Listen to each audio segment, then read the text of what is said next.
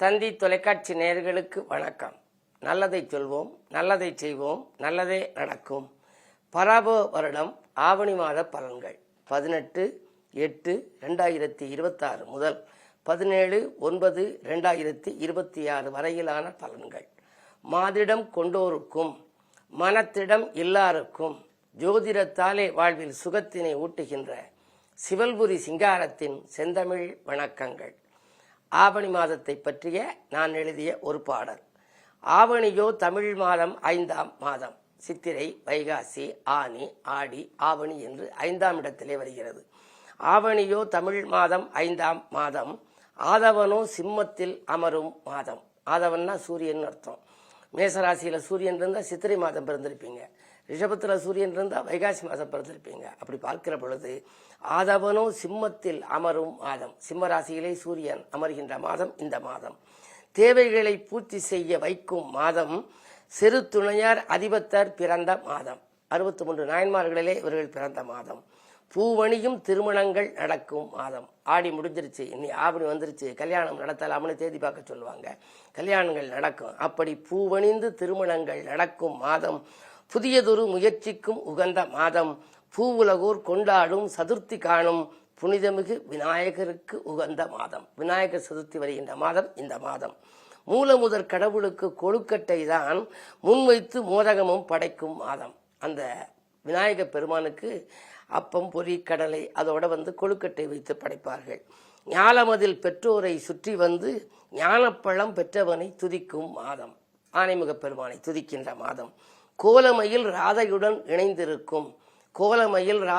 இணைந்திருக்கும் கோபாலன் கண்ணனுக்கு விழாவெடுத்து நாளான அஷ்டமியை போற்றும் மாதம். கோகுலாஷ்டமின்னு வருது இல்லையா, அது இந்த மாதம். நலமனைத்தும் வழங்குகின்ற புனித மாதம். அவிட்டத்தை ஆவணியில் காணும் மாதம். அதனோடு காயத்ரி ஜெபிக்கும் மாதம். ஆவணி அவிட்டம் இதிலே வரும். புவி வெப்பம் அடைய வைக்கும் சூரியர்க்கு பொங்கலிட்டு படைக்கின்ற நல்ல மாதம். அந்த ஞாயிற்றுக்கிழமையிலே பொங்கலிடுவார்கள். 7 வித குதிரைகளை பூட்டி நிற்கும் எழிலான தேரேறி உலகை சுற்றும் கோள்களிலே முதற்கோளாம் சூரியன் தான் முக்கியமாய் பலம் பெற்று விளங்கும் மாதம். இந்த மாதம் பிறந்தா சூரியன் பலம் பெற்று இருக்கும். ஆவணி மாதம் சூரியன் சொந்த வீட்டிலே இருக்கும். நாளான ஞாயிறிலே பொங்கல் வைத்து நகரத்தார் நாட்டார்கள் வணங்கும் மாதம். செட்டிநாட்டு பகுதியெல்லாம் ஆவணி மாதம் ஞாயிற்றுக்கிழமையிலே பொங்கல் வைப்பார்கள் கதிரவனுக்கு. காரிருளை நீக்கி என்றும் பிரகாசிக்கும் கதிரவனை வணங்குகின்ற இனிய மாதம். அது மட்டுமா, சந்திரனை தலைமீது சூடிக்கொண்ட சங்கரனாம் சிவபெருமான் மதுரை மண்ணில் வந்தி எனும் கிழவிக்கு கூலி ஆளாய் வந்து நின்று வெள்ளத்தை அடைத்த மாதம். என்ன நடந்துச்சுங்க? புட்டுக்கு மண் சுமந்து பெரும்படிப்பட்ட திருநாள் இந்த ஆவணி மாதத்திலே. கீழச்சிவல்பட்டி என்ற எங்கள் ஊர் திருப்பத்தூருக்கு அருகிலே சிவகங்கை மாவட்டத்திலே இருக்கிறது. எப்படி மதுரையிலே கொண்டாடுகிறார்களோ அதுபோல் எங்கள் ஊரிலும் மிகச்சிறப்பாக நாங்கள் புட்டு திருவிழா கொண்டாடுவோம். அது மட்டுமல்ல, அனைத்து ஆலயங்களிலும் ஆவணி மாதத்திலே மூல நட்சத்திரத்திலே புட்டு திருவிழா கொண்டாடுவார்கள். சந்திரனை தலைமீது சூடிக்கொண்ட சங்கரனாம் சிவபெருமான் மதுரை மண்ணில் வந்தி எனும் கிழவிக்கு கூலி ஆழாய் வந்து நின்று வெள்ளத்தை அடைத்த மாதம். தந்ததொரு புட்டுதனை தின்னும் மாதம். தனிச்சிறப்பா மூலத்தில் திருவிழாவை கண்டதொரு மாதம் இந்த மாதமாகும். கடவுளரின் திருவிளையாடல் நடந்த மாதம். சிவபெருமானுடைய திருவிளையாடல் நடந்த மாதம். அப்படிப்பட்ட இனிய மாதம். இனி இந்த மாதத்தில் இருக்கின்ற கிரக நிலைகளை பற்றி பார்ப்போம்.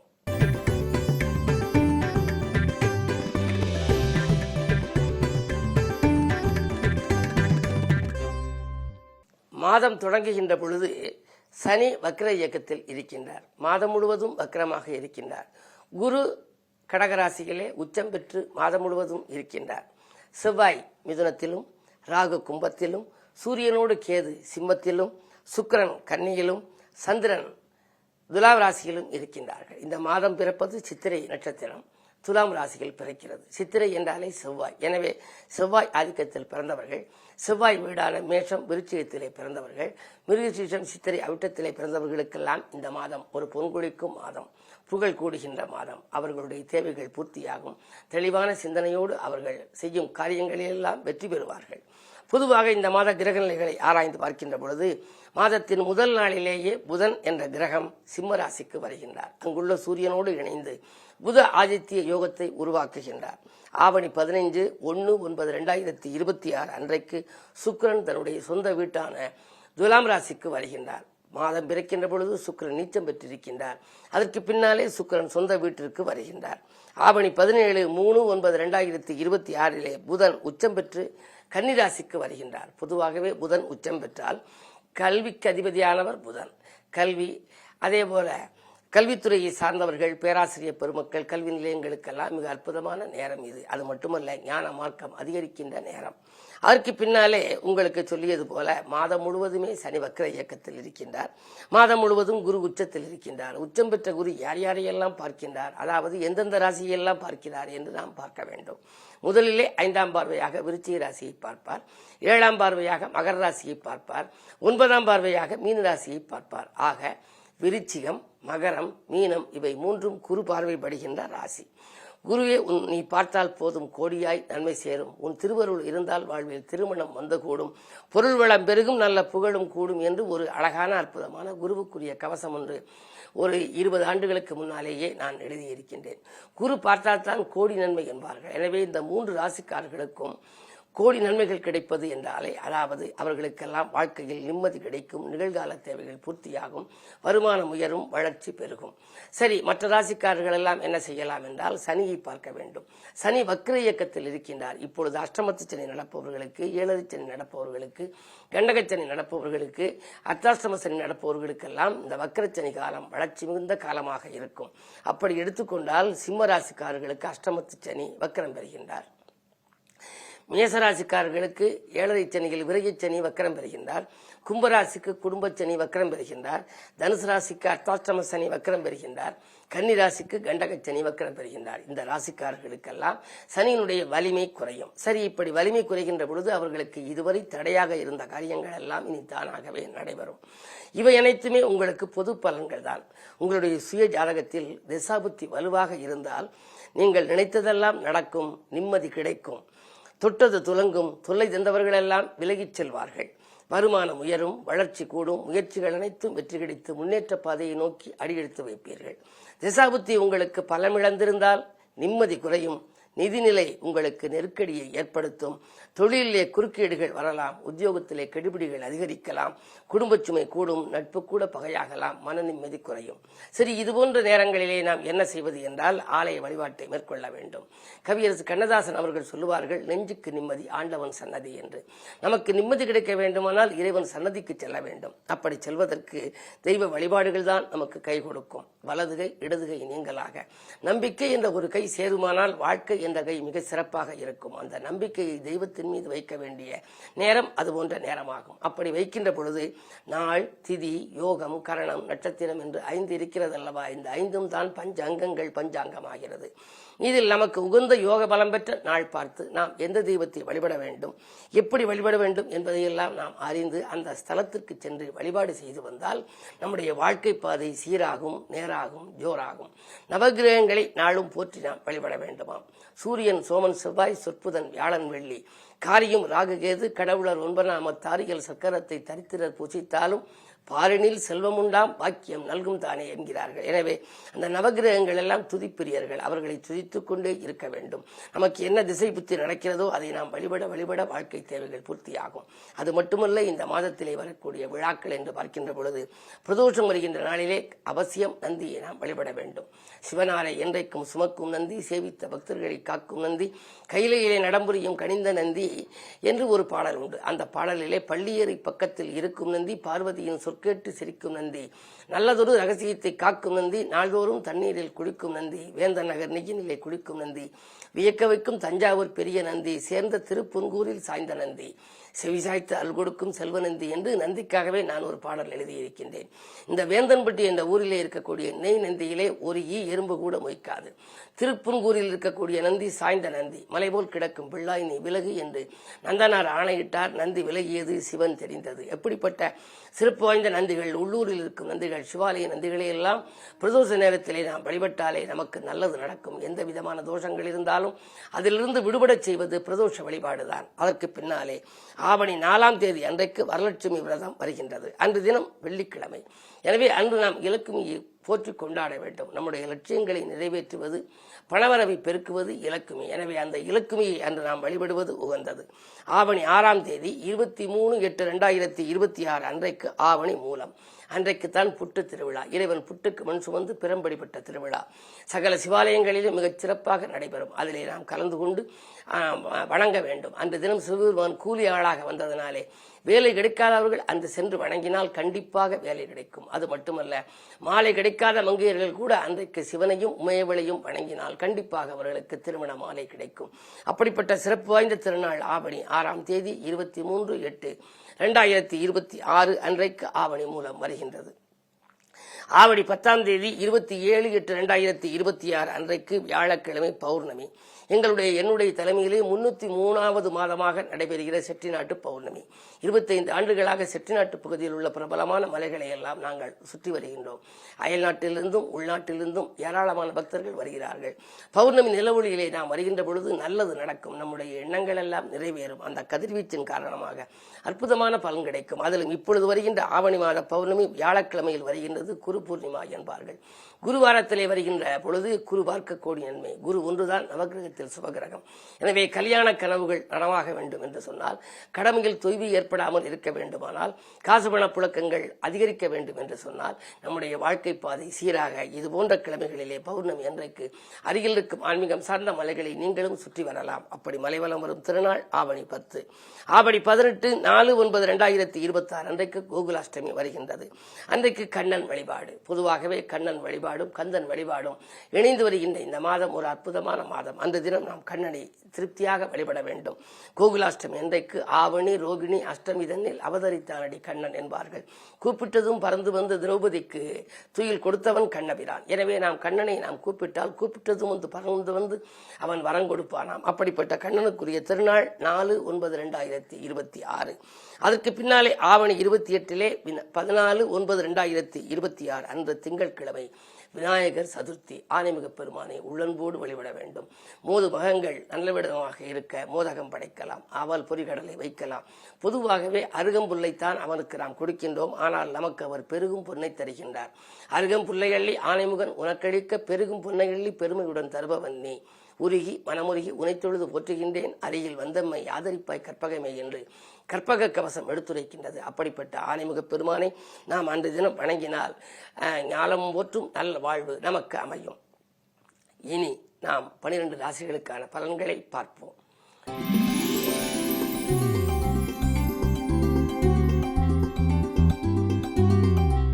மேசராசி நேயர்களே, உங்களுக்கெல்லாம் இந்த மாதம் ஒரு அற்புதமான மாதம், யோகமான மாதம். ராசிநாதன் செவ்வாய் 3ஆம் இடத்தில் இருக்கின்றார். 3ஆம் இடம் என்பது வெற்றிகள் ஸ்தானம். எனவே வாழ்க்கையில் வெற்றி படிக்கட்டின் விளிம்பில் ஏற வேண்டுமானால் ராசிநாதன் 3ஆம் இடத்திலே இருக்க வேண்டும். அது மட்டுமல்ல, குரு பகவானாக இருப்பவர் சுகஸ்தானத்தில் இருக்கின்றார். அவரது பார்வை 12ஆம் இடத்தில் பதிகின்றது. எனவே பயணங்கள் அதிகரிக்கும். பக்குவமாக பேசி காரியங்களை சாதித்துக் கொள்வீர்கள். வருமானம் உயரும். பக்கபலமாக இருப்பவர்களின் எண்ணிக்கை சிறப்பாக இருக்கும். சுபகாரிய பேச்சுக்கள் கைகூடும். புதிய தொழில் தொடங்கும் திட்டங்கள் நிறைவேறும். உத்தியோகத்தில் இழந்த வேலையை மீண்டும் பெறுவீர்கள். ஊதிய உயர்வு, உத்தியோக உயர்வு போன்றவைகள் வரலாம். சுக்கிர பேச்சுக்கு பின்னால் மிகுந்த நன்மைகள் கிடைக்கும். ஆவணி 15 சுக்கிரன் துலாம் ராசிக்கு வருகின்றார். அப்படி வருகின்ற பொழுது உங்கள் ராசிக்கு 7க்கு அதிபதி 7இல் வந்தால் கல்யாணம் போன்ற சுபகாரியங்கள் இல்லத்திலே நடைபெறும். பெற்றோர்களின் மணி விழாக்கள், முத்து விழா, பவழ விழாக்கள் நடைபெறும். கட்டிட திறப்பு விழா, கடை திறப்பு விழாக்கள் கூட நடைபெறலாம். எனவே நினைத்ததெல்லாம் நிறைவேறுகின்ற இந்த மாதம் சனி வக்கிரம் பெறுவதனாலே, விரைச்சனி வக்கிரம் பெறுவதனாலே வீண் விரயங்களிலிருந்து விடுபட்டு சுப விரயங்களை காணப்போகின்றீர்கள். மாதம் முழுவதும் மகிழ்ச்சி ஏற்பட நீங்கள் செவ்வாய் வழிபாடு, அதாவது செவ்வாய்க்கிழமை தோறும் முருகப்பெருமானை வணங்குவது நல்லது.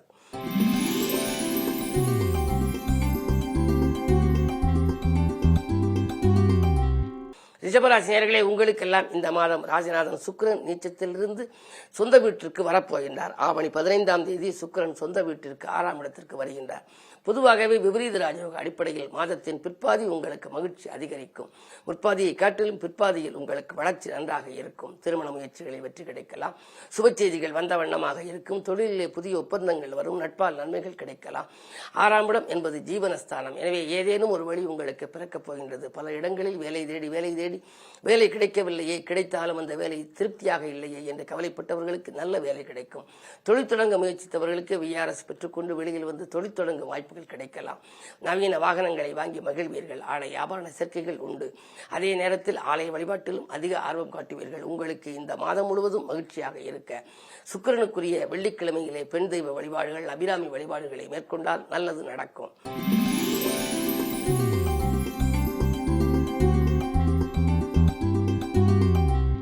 மிதுன ராசினியர்களே, உங்களுக்கு இந்த மாதம் ராசிநாதன் புதன் பிறக்கின்ற பொழுது மாத தொடக்கத்திலே கடகராசியில் இருக்கின்றார். அதற்கு பின்னாலே ஆவணி 17ஆம் தேதி புதன் உச்சம் பெறுகின்றார். புதன் உச்சம் பெற்ற பின்னாலே அச்சமில்லாத வாழ்க்கைக்கு அடித்தளம் அமைத்துக் கொள்வீர்கள்.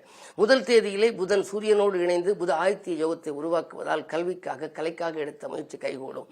மாமன் மைத்துன வழியில் மனதுக்கினிய சம்பவங்கள் நடைபெறலாம். கரைந்த சேமிப்புகளை ஈடுகட்டுவீர்கள். வசதிகள் பெருகும். குடும்பத்தில் கலகலப்பான சூழல் உருவாகும். வியாபாரத்திலே நீங்கள் எதிர்பார்த்ததை காட்டில் கூடுதல் லாபம் கிடைக்கலாம். பிள்ளைகளை பற்றிய கவலைகள் கொஞ்சம் கொஞ்சமாக அகலும். என்ன இருந்தாலும் 2இல் குரு உச்சம் பெற்றிருப்பதனாலே குடும்ப சுமை கூடினாலும் அதை சமாளித்து விடுவீர்கள். புதிதாக தொழில் தொடங்க வேண்டும் அல்லது அயல்நாடு செல்ல வேண்டும் என்றெல்லாம் ஏதேனும் திட்டங்கள் தீட்டியிருந்தால் மாதத்தின் பிற்பாதியில் உங்களுக்கு அது வெற்றிகரமாக நடைபெறும். 10ஆம் இடத்திலே சனி வக்கரமாக இருக்கிறாரே, தொழில் நன்றாக இருக்குமா என்று நீங்கள் நினைக்க வேண்டாம். 10க்கு அதிபதியான புதன் தானே உங்களுக்கு. 10க்கு அதிபதியான குரு உச்சம் பெற்றிருக்கின்றார். ராசிநாதனும் உச்சம் பெறுகின்றார். எனவே இந்த மாதம் உங்களுக்கு நினைத்ததெல்லாம் நிறைவேறுகின்ற மாதம். புதன்கிழமை தோறும் நீங்கள் விஷ்ணுவையும் இலக்குமியையும் வணங்குவது நல்லது.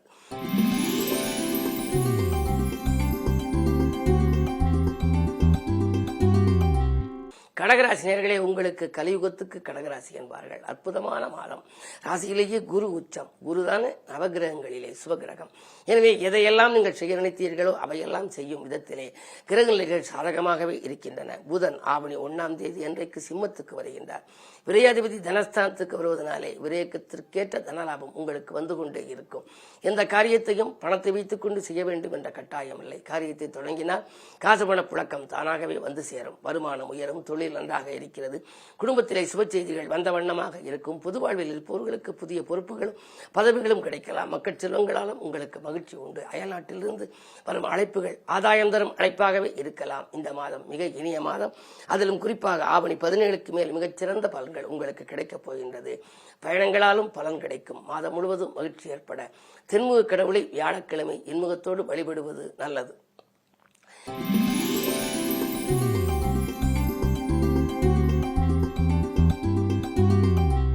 சிம்மராசினியர்களே, உங்களுக்கெல்லாம் இந்த மாதம் அற்புதமான மாதம், யோகமான மாதம், இனிமையான பலன்களை அள்ளி வழங்கும் மாதம். காரணம், ராசிநாதன் சூரியன் ராசியிலேயே இருக்கின்றார். அது மட்டுமல்ல, மாத தொடக்க நாளிலே அவரோடு புதனும் வந்து இணைகின்றார். தன லாபாதிபதி. எனவே கடந்த காலத்தில் இருந்த இழப்புகளை எல்லாம் ஈடு செய்ய ஒரு புதிய வாய்ப்புகள் வரும். பொருளாதாரத்தில் மேன்மை, புகழ், கீர்த்தி, செல்வாக்கு, பொதுநலத்திலே அக்கறை காட்டியவர்களுக்கு ஒரு நல்ல பதவிகள், இப்படியெல்லாம் கிடைக்கும் ஒரு இனிய மாதம். குடும்ப பிரச்சனைகள் கொடிகட்டி பறந்த பிரச்சனைகள் படிப்படியாக மாறும். உற்றார் உறவுகளின் ஆதரவு, நட்பர்களால் உங்களுக்கு நன்மைகள், அரசியல் களத்தில் இருப்பவர்களுக்கு புதிய பொறுப்பு போன்றவைகள் எல்லாம் நடைபெறும். ஆவணி 17இல் புதன் உச்சம் பெறுகின்ற பொழுது மாதத்தின் பிற்பாதி மேலும் மேலும் உங்களுக்கு மகிழ்ச்சியாக இருக்கும். தொட்ட காரியங்கள் எல்லாம் வெற்றி கிடைக்கப் போகின்றது. இப்படிப்பட்ட சூழ்நிலையில் நீங்கள் முக்கியமாக திசாபுத்திக்கேற்ற தெய்வங்களை வணங்குவதோடு சூரியனுக்குரிய வழிபாடையும் சூரியனார் கோவில் போன்ற சிறப்பு ஸ்தலங்களுக்கும் சென்று வழிபட்டு வந்தால் நல்லது நடக்கும்.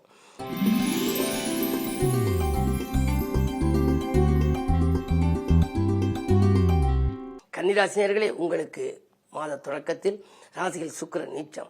தனாதிபதி நீச்சம் பெற்றிருக்கிறாரே என்று நினைக்க வேண்டாம். இருந்தாலும் ஆவணி 15ஆம் தேதி 2ஆம் இடத்திற்கு தன் சொந்த வீட்டுக்கு வருகின்ற பொழுது 2-9க்கு அதிபதி 2இல் தனஸ்தானத்தில் சஞ்சரிக்கும் பொழுது மாதத்தில் பிற்பாதியில் பணப்புழக்கம் நன்றாக இருக்கும். கேட்ட இடத்தில் உதவிகள் கிடைக்கும். பெண்வெளி பிரச்சனைகள் அகலும். கடன் சுமை குறையும். கவலைகள் தீரும். காசு பணப்புழக்கம் அதிகரித்ததன் விளைவாக இதை செய்வோமா அதை செய்வோமா என்றெல்லாம் சிந்திப்பீர்கள். இருந்தாலும் உங்கள் ராசிக்கு சனி 7இலே இப்பொழுது வக்கரமாக இருக்கின்றார். எனவே ஆரோக்கியம் சீராகி ஆனந்தப்படுத்தும். நினைத்ததை செய்யும் அளவுக்கு உடல்நிலை இடம் கொடுக்கும். 12இலே சூரியன் இருப்பதனாலே பொதுநலத்தில் ஈடுபட்டவர்களுக்கு புதிய பொறுப்புகள் திடீரென மாற்றப்படலாம். என்ன இருந்தாலும் கொஞ்சம் பொறுமையும் நிதானமும் உங்களுக்கு இருந்தால் மேலும் நன்மைகளை அடையலாம். பொதுவாக இந்த மாதம் நீங்கள் அனுமனை வணங்குவது நல்லது.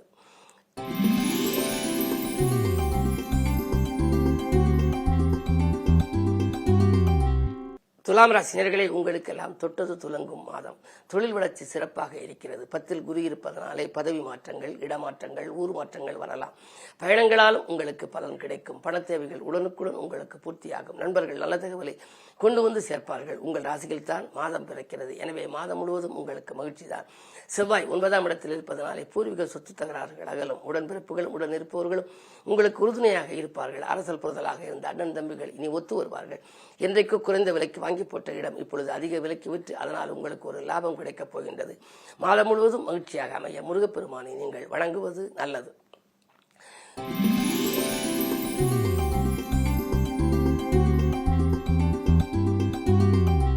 விருச்சிக ராசினியர்களே, உங்களுக்கெல்லாம் வெற்றி செய்திகள் வீடு வந்து சேர்கின்ற மாதம் இந்த மாதம்.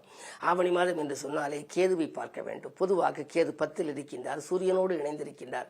ஆன்மீக பெருமானை நீங்கள் மாத தொடக்க நாளிலேயே வணங்க வேண்டும். பொதுவாக அவருக்கு நான் சொல்லியது போல அருகம்புல்லை கொடுத்தால் பெருகும் பொன்னை அள்ளி கொடுப்பார். அதிலும் இந்த மாதம் ஆவணி சதுர்த்தி வருகின்ற நாளிலே நீங்கள் விரதமிருந்து ஆன்மீக பெருமானை வழிபட்டால் வெள்ளை கும்பன் விநாயகன் உங்களுக்கு துள்ளி வந்து வரங்களை எல்லாம் கொடுப்பார். அது மட்டுமல்ல, மாத தொடக்கத்திலே செவ்வாய் 8ல் இருந்தாலும் கூட அதனுடைய பார்வை 2ஆம் இடத்தில் பதிவதனாலே வாக்கு தனம் என்ற இடம் புனிதமடைகின்றது. எனவே கொடுத்த வாக்கை காப்பாற்றுவீர்கள், கொள்கை பிடிப்போடு செயல்படுவீர்கள். கேட்டதை உதவிகள் கேட்டபடியே உங்களுக்கு கிடைக்கும். இடம் பூமி வாங்கும் யோகம் கூட உங்களுக்கு உண்டு. நீண்ட நாட்களாக நினைத்த உங்களுடைய கனவுகள் எல்லாம் நனவாக்கும் மாதமாக இந்த மாதம் அமையப் போகின்றது.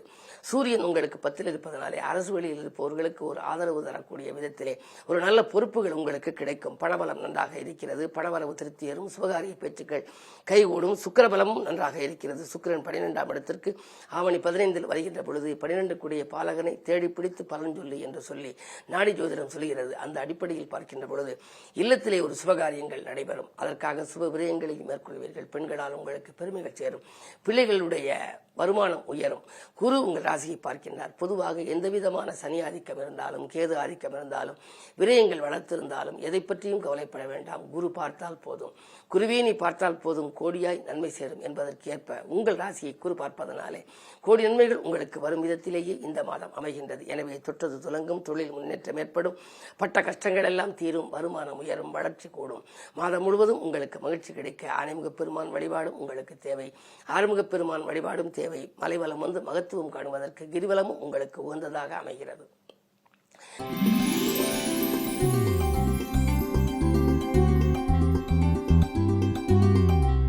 தனுசு ராசி நேயர்களே, உங்களுக்கெல்லாம் அஷ்டமத்தில் குரு இருந்தாலும் செவ்வாய் 7ல் இருக்கின்றார்.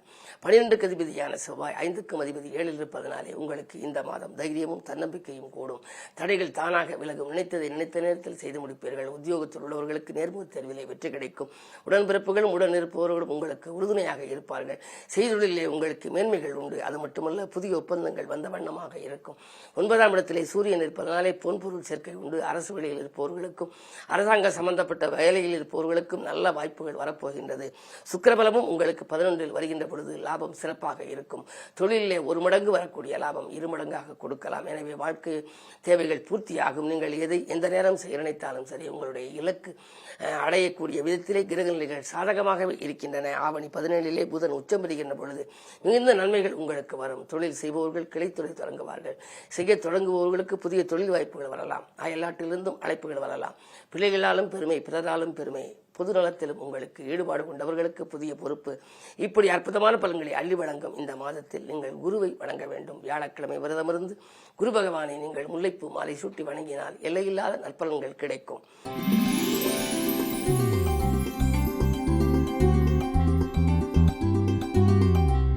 மகர ராசினியர்களே, உங்களுக்கு மகத்துவமான மாதம், நல்ல மாதம், இனிய மாதம். குரு பார்வை இருக்கின்றது. கல்யாண கனவுகள் நனவாகும். கடமையில் இருந்த தொய்வு அகலும். சுபகாரிய பேச்சுக்கள் கைகூடும். பகையானவர்கள் எல்லாம் உறவாவார்கள். புதனின் பார்வையும் இருக்கின்றது. அந்த புதன் மாதத்தின் தொடக்க நாளில் அஷ்டமத்திற்கு வருகின்றார். மறைந்த புதனால் நிறைந்த தனலாபம் உண்டு. புத ஆயத்தி யோகம் இருப்பதனாலே கல்விக்காகவோ கலைக்காகவோ நீங்கள் ஏதேனும் முயற்சி எடுத்தால் அந்த முயற்சிகள் வெற்றி கிடைக்கும். பொதுவாக உத்தியோகத்தில் உயர் அதிகாரிகளின் பாராட்டுகளை பெறுவீர்கள். நல்ல முன்னேற்றம். கேட்ட இடத்திற்கு இலாகா மாற்றங்கள் உங்களுக்கு வரலாம். அது மட்டுமல்ல, 2ல் ராகு இருப்பதனாலே திரண்ட செல்வம் வரும் என்பார்கள். எனவே எதிர்பாராத தனலாபங்கள் வரலாம். பாக்கில் வசூலாக்கி பரவசப்படுத்தும். ஆவணி 17லே புதன் உச்சம் பெறுகின்றார். 6க்கு அதிபதி உச்சம் பெறுவதனாலே உத்தியோகத்தில் எதிர்பாராத விதத்திலே உங்களுக்கு நல்ல தகவல், எதிர்பாராத முன்னேற்றம் உண்டு. கூடுதல் சம்பளத்தோடு நீங்கள் எங்களுடைய நிறுவனத்துக்கு வாருங்கள் என்று கூட அழைப்புகள் உங்களுக்கு வரலாம். நீங்கள் எதையெல்லாம் சிந்தித்தீர்களோ அவை அனைத்தும் நடைபெறும் விதத்தில் இந்த மாதம் மிகச்சிறப்பாக இருக்கிறது. மாதம் முழுவதும் மகிழ்ச்சி அடைக்க சனி பகவானையும் வழிபட வேண்டும். பெருமாள், இலக்குமி, அனுமன் வழிபாட்டையும் மேற்கொள்வது நல்லது.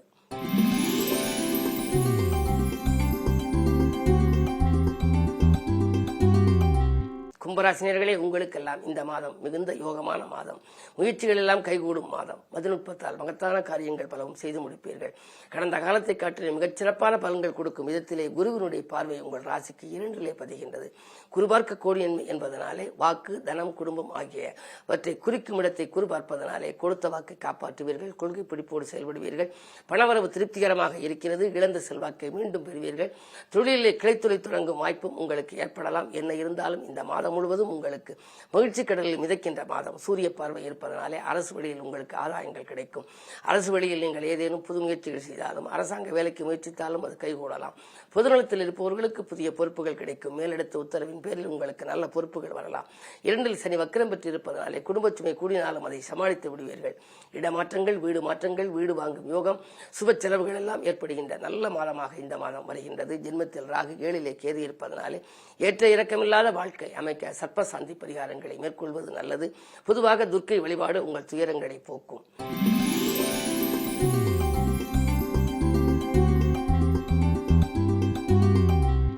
மீனராசினியர்களே, உங்களுக்கு அற்புதமான மாதம், யோகமான மாதம், நினைத்ததை நிறைவேற்றுகின்ற மாதம். காரணம் குரு பார்வை. குரு பார்க்க கோடின்மை என்று நான் சொல்லுவது போல குரு உங்கள் ராசியை 9ஆம் பார்வையாக பார்க்கின்றார். 5ம் 9ம் மிஞ்சும் பலன் தரும் என்பார்கள்.